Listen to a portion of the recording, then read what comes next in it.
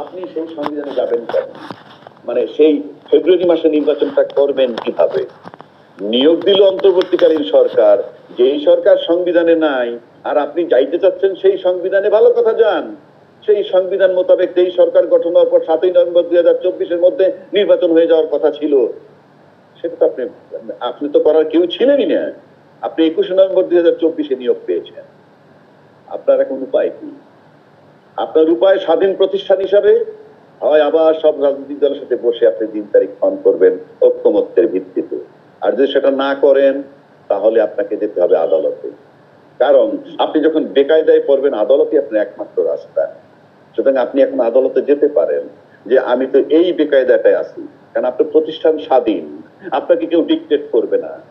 আপনি আপনার প্রতিষ্ঠান স্বাধীন, আপনার অধিকার আছে আদালতের শরণাপন্ন হওয়া।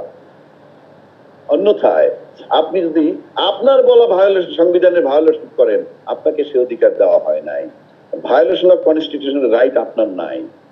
আপনার রক্ষা কবচ হচ্ছে ইউনূস সাহেবের সংবিধান। ইউনূস সাহেবের সংবিধান কোনটা? যেটা জুলাই ঘোষণাপত্র, যেটার ভিতরে আমি বারবার বলছি ওটাকে সংশোধন করে ঢুকাতে হবে। এই যে অন্তর্বর্তীকালীন সরকার, ইউনূস সরকার, তার মেয়াদ হবে 8ই আগস্ট 2024 থেকে 30 জুন 2026 পর্যন্ত। এবং এই মেয়াদের মধ্যে উনি একজন নির্বাচন কমিশন নিয়োগ দিবেন, নির্বাচন কমিশনার নিয়োগ দিবেন, প্রধান নির্বাচন সহ কমিশনার সহ 5 জন কমিশনার নিয়োগ দিবেন, এবং তারা একটা নির্বাচন করে যাবে। এবং এই মেয়াদের মধ্যে তখনই আপনি আইন সিদ্ধ হবেন। এটা কোনো সংবিধান নয়, এটা ঘোষণাপত্র। সেই ঘোষণাপত্রের নাম ইন্টারাপ্ট করি। কালকে বিএনপির স্থায়ী কমিটির মিটিং ছিল, সেই মিটিং এ বলছে এখন সবকিছুই পরিচালিত হচ্ছে সংবিধানের আলোকে। নির্বাচন কমিশন, ঐকমত্য কমিশন, সরকার সবকিছু চলছে বর্তমান সংবিধানের আওতায়। সুতরাং সংবিধানের আওতায় নির্বাচন হইতে অসুবিধা কোথায়? সে আমাকে বুঝাইতে হবে। তো আমি তো নির্বাচন আপনি করেন, সেটা নিয়ে আমার আপত্তি নাই। আপনি সংসদ পর্যন্ত যে যাবেন, যাওয়ার, যেমন আপনি একটা রাস্তায় গাড়ি নষ্ট হইলো, সেটা আপনি ওয়ার্কশপে নিবেন। কিভাবে নিবেন? গাড়িটা ধাক্কায় নিবেন এবং সেজন্য কিছু লোক ডাকবেন। এই যে প্রসিডিউর, ধাক্কাইতে ধাক্কাইতে যখন আপনি ওয়ার্কশপে নিয়ে যাবেন, তখন এই গাড়িকে ঠিক করবে, বা গাড়ি ঠিক হওয়ার পর সিদ্ধান্ত নেবে গাড়িটা কোথায় চলবে না চলবে। আপনি ওই পর্যন্ত যাবেন কিভাবে? আপনি পুরনো সংবিধান যদি বলেন, সেই সংবিধান মোতাবেক যদি আমি বিএনপির এই কথায় আসি, তাহলে আবার একটু পিছনে যেতে হয়। বিএনপি একটা জায়গায় দাবিটা সঠিক করেছিল সংবিধান মোতাবেক। সেটা হলো এই যে 5ই আগস্ট যখন সেনাপ্রধান বলেছিলেন যে আমি আপনাদের দায়িত্ব নিলাম, এটা আপনার মনে আছে? আচ্ছা, পাশাপাশি বলছেন আর একটা গুলিও চলবে না, প্রতিটা হত্যার বিচার হবে, এবং বলছিলেন কি সমস্ত ফৌজদারি অপরাধ যা হয়েছে সবগুলার বিচার হবে।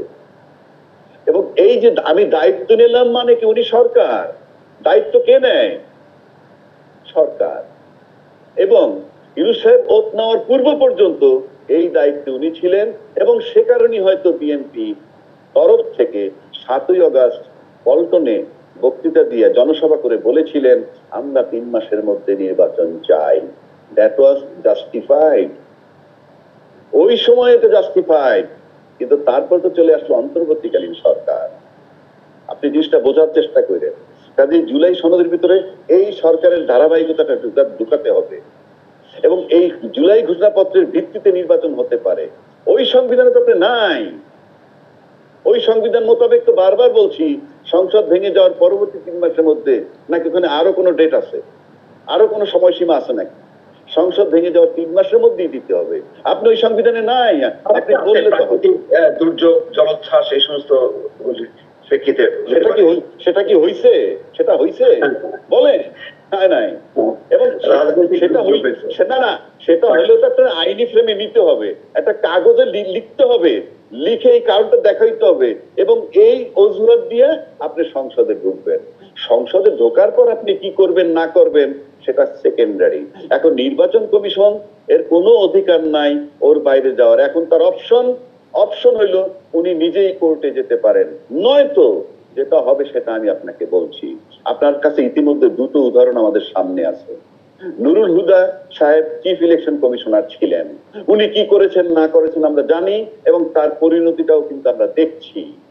সুতরাং ভায়োলেশন অফ কনস্টিটিউশন করে বর্তমান নির্বাচন ইলেকশন করবেন, তার পরিণতি সেদিকেও যেতে পারে। 1 দুই, আপনি দেখতে পাচ্ছেন যে জনতার মতের ভিত্তিতে কিছু হইলে সেটাকে যদি আদালতের খোঁচায় নষ্ট করে দেয়, যে তত্ত্বাবধায়ক সরকারটা জনদাবিতে হয়েছিল, সেটাকে যখন এবিএম খায়রুল হক কলমের খোঁচায় নষ্ট করে দিয়েছিল, সেই এবিএম খায়রুল হকের পরিণতিটা আপনি দেখেন যে বাংলাদেশের প্রধান বিচারপতি সাবেক ম্যাজিস্ট্রেট কোর্টের কাঠগড়ায় দাঁড়িয়ে জামিনের জন্য আকুতি করে।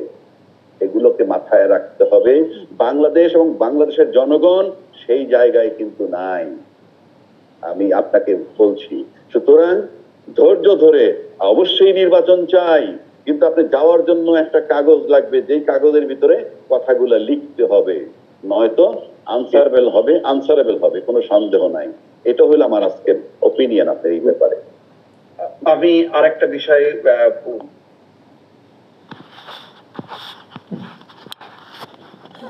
বহুত ঝামেলা, বহুত ঝামেলা,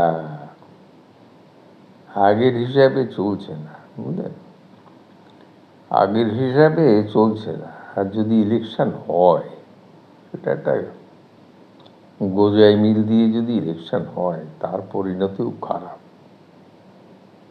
কোনোটাই দেশের জন্য ভালো হবে না। এই জন্যে যা ঝামেলা হয়েছে, এটা সুষ্ঠুভাবে সবাই মিলে এটার একটা সুরাহা করে নিয়ে যেটা সুন্দর হয়, আইনানুগভাবে সঠিক হয়, এটা করাই উত্তম। তো এই উত্তম কাজটা তাড়াহুড়া করি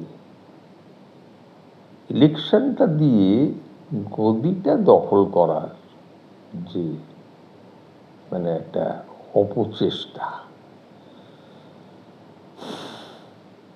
আমি আইন খুব বেশি ধারধারি না, আমার দরকার ক্ষমতা, আগের যে হিসাবে চলেছে, তো ওই হিসাবেই যদি চলে, কি দরকার ছিল এত মানুষজন মরার এই আন্দোলনের, আর যেসব মানুষগুলা দেশে ক্ষতিগ্রস্ত হয়েছে তাদের কোনো অবদান নেই। সেই কোন 71 করে চিল্লাই কিছু লোক, 71-এর যুদ্ধ, ওটা তো ইন্ডিয়ার স্বার্থেই হচ্ছিল।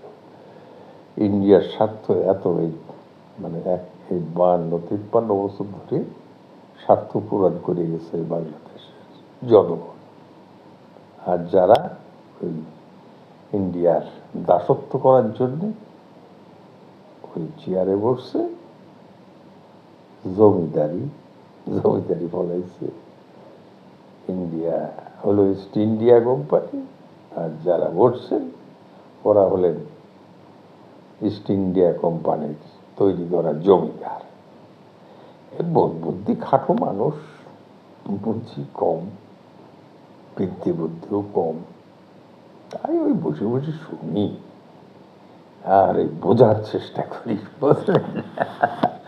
বোঝার চেষ্টা